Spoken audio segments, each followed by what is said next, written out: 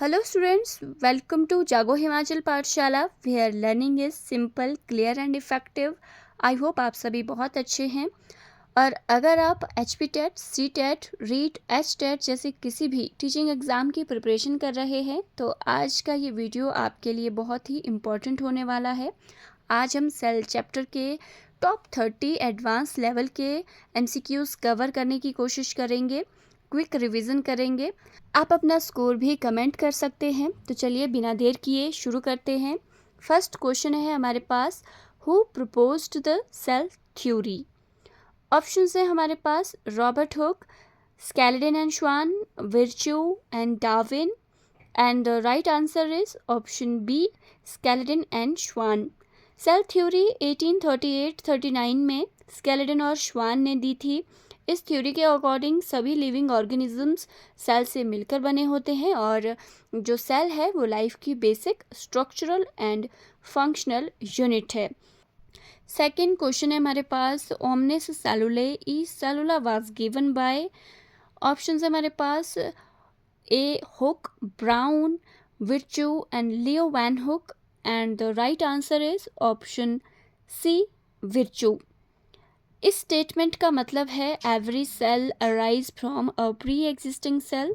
ये statement Rudolf Virchow ने दिया था जो सेल थ्योरी का एक इम्पॉर्टेंट एडिशन था। तो ये एक इम्पॉर्टेंट स्टेटमेंट था उनका। नेक्स्ट है हमारे पास question number 3, the selectively permeable membrane is. Option है हमारे पास cell wall, plasma membrane, cytoplasm और nucleus and the right answer is option B, plasma membrane.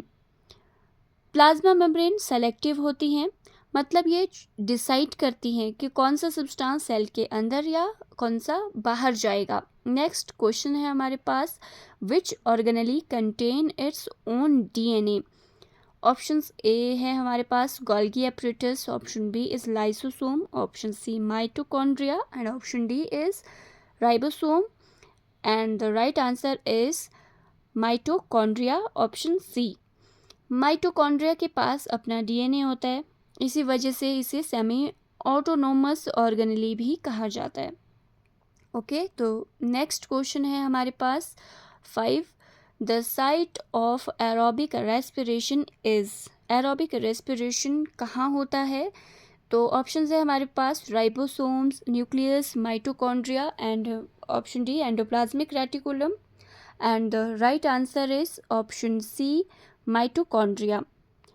Mitochondria aerobic respiration इसमें होती हैं जहां ऑक्सीजन की हेल्प से एटीपी प्रोड्यूस होता है। तो ये आपको याद रखना है, एरोबिक रेस्पिरेशन। नेक्स्ट क्वेश्चन है हमारे पास, ribosomes are made up of. Ribosome किससे बने होते हैं?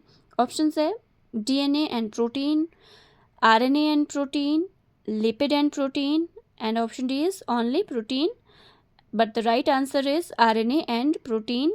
तो राइबोसोम्स जो है वो आरएनए और प्रोटीन से मिलकर बने होते हैं और प्रोटीन सिंथेसिस का मेन साइट होते हैं, ये आपको याद रखना है। नेक्स्ट है हमारे पास question number 7, rough endoplasmic reticulum is associated with. Options हैं lipid synthesis, protein synthesis, respiration and storage. Rough endoplasmic reticulum is associated with protein synthesis, मतलब option B is the right answer, protein synthesis. Rough endoplasmic के surface पर ribosomes लगे होते हैं, इसलिए ये protein बनाने का काम करते हैं, इन्हें हम प्रोटीन फैक्ट्री भी कहते हैं। क्वेश्चन नंबर 8 है हमारे पास, smooth endoplasmic is mainly responsible for. Options हैं protein synthesis, lipid synthesis, DNA replication and photosynthesis and the right answer is lipid synthesis. Smooth endoplasmic reticulum lipid और स्टेरॉइड बनाते हैं और ये डिटॉक्सिफिकेशन में भी हेल्प करते हैं। ओके, तो ये एक मेन डिफरेंस है दोनों में। नेक्स्ट क्वेश्चन है हमारे पास, the digestive enzymes are present in. Digestive enzymes जो हैं वो कहाँ प्रेजेंट होते हैं? राइबोसोम्स में, लाइसोसोम, वैक्यूल या न्यूक्लियस में। The right answer is option B, lysosome. Lysosome में डाइजेस्टिव एंजाइम्स होते हैं जो वेस्ट मटेरियल को तोड़ते हैं, इसी वजह से इसे सुसाइडल बैग भी कहते हैं। और ये एक इम्पॉर्टेंट क्वेश्चन है इस चैप्टर का। नेक्स्ट क्वेश्चन है हमारे पास, the stack of flattened sac in Golgi is called. Options है क्रिस्टे, थाइलेकॉइड्स, क्रिस्टर्ने और grana. And the right answer is option number C, cisternae. Cisternae जो है वो गोल्गी एपरेटस के फ्लैटन्ड मेम्ब्रेन बाउंड सैक होते हैं। तो राइट आंसर है हमारे पास option C, cisternae. Question number 11 है हमारे पास, cristae are found in. Options हैं nucleus, chloroplast, mitochondria and ribosomes. And the right answer is mitochondria. Cristae जो होते हैं वो माइटोकॉन्ड्रिया की इनर मेम्ब्रेन के फोल्ड होते हैं जो सरफेस एरिया बढ़ाते हैं और एटीपी प्रोडक्शन को इंक्रीज करते हैं। और माइटोकॉन्ड्रिया को हम power house of the cell भी कहते हैं। तो ये एक इम्पॉर्टेंट क्वेश्चन है इस चैप्टर का। नेक्स्ट क्वेश्चन है हमारे पास, question number 12, the outermost covering of plant cell is. Options है हमारे पास, option number A plasma membrane, B is cytoplasm, C cell wall, D nucleus. And the right answer is option number C, cell wall. Cell wall plant cell को shape, support and protection देते हैं। Next question है हमारे पास, question number 13, chromosomes are located in. Chromosomes कहाँ होते हैं? तो ऑप्शंस है हमारे पास, साइटोप्लाज्म, न्यूक्लियस, एंडोप्लाज्मिक रेटिकुलम या वैक्यूल। तो आंसर है हमारे पास option number B, nucleus. Chromosomes nucleus के अंदर होते हैं और जेनेटिक इन्फॉर्मेशन ये कैरी करते हैं। ओके, तो क्वेश्चन नंबर 14 है हमारे पास, which organelle is absent in prokaryotic cell. Prokaryotic cell में कौन सा ऑर्गेनली एब्सेंट होता है? ऑप्शन है हमारे पास, राइबोसोम्स, प्लाज्मा मेम्ब्रेन, न्यूक्लियस और साइटोप्लाज्म। एक मेन डिफरेंस है दोनों में, तो ऑप्शन है हमारे पास option number C, nucleus is the right answer. Nucleus prokaryotic cell में नहीं होता, उनका डीएनए न्यूक्लियोइड रीजन में होता है। तो ये आपको याद रखना है। नेक्स्ट क्वेश्चन है हमारे पास, question number 15, the fluid matrix of cytoplasm is. जो साइटोप्लाज्म का फ्लूइड मैट्रिक्स है ना, उसको क्या कहते हैं? ऑप्शन है हमारे पास, nucleoplasm, cytosol, stroma, matrix. And the right answer is option number B, cytosol. Cytosol cytoplasm का लिक्विड पार्ट होता है जिसमें जो हमारे सेल ऑर्गेनलीज हैं वो प्रेजेंट होते हैं, जैसे Golgi apparatus, mitochondria etcetera. Okay, next question है हमारे पास, question number 16, ATP is produced in. ATP कहाँ प्रोड्यूस होता है? गोल्गी, राइबोसोम्स, माइटोकॉन्ड्रिया या वैक्यूल्स में। तो ATP is produced in option number C, mitochondria. Mitochondria को हम power house of the cell भी कहते हैं क्योंकि यहीं पर जो है हमारी एटीपी की प्रोडक्शन होती है, एटीपी यहाँ प्रोड्यूस होता है। तो ये था हमारा राइट आंसर। नेक्स्ट क्वेश्चन है हमारे पास, question number 17, which organelle help in intracellular digestion. Intracellular digestion में कौन सा ऑर्गेनली हेल्प करता है? ऑप्शन है हमारे पास, लाइसोसोम, एंडोप्लाज्मिक रेटिकुलम, न्यूक्लियस या ribosome. And the right answer is lysosome. Lysosomes जो इंट्रासेलुलर डाइजेशन है उसमें हेल्प करते हैं। ये सेल के अंदर डाइजेशन करते हैं और जो खराब पार्ट होता है उसको डिस्ट्रॉय कर देते हैं। क्वेश्चन नंबर 18 है हमारे पास, the genetic material in prokaryotes is found in. अब प्रोकैरियोट्स में न्यूक्लियस तो नहीं होता है, तो इनका जेनेटिक मटेरियल कहाँ होता है? तो ऑप्शंस है हमारे पास, nucleus, nucleoid, vacuoles and endoplasmic reticulum. And the right answer is nucleoid. Prokaryotic जो सेल्स होती हैं उसमें जो डीएनए है वो न्यूक्लियोइड रीजन में होता है जो मेम्ब्रेन बाउंड नहीं होता। ओके, नेक्स्ट क्वेश्चन है हमारे पास, question number 19, chloroplast is mainly responsible for. Chloroplast किसके लिए रिस्पॉन्सिबल है? फर्स्ट है हमारे पास ऑप्शन, रेस्पिरेशन, डाइजेशन, फोटोसिंथेसिस और स्टोरेज।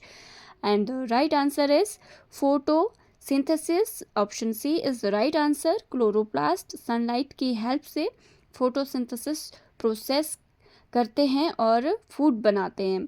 तो ये एक इम्पॉर्टेंट पार्ट है, क्लोरोप्लास्ट का ये मेन काम है।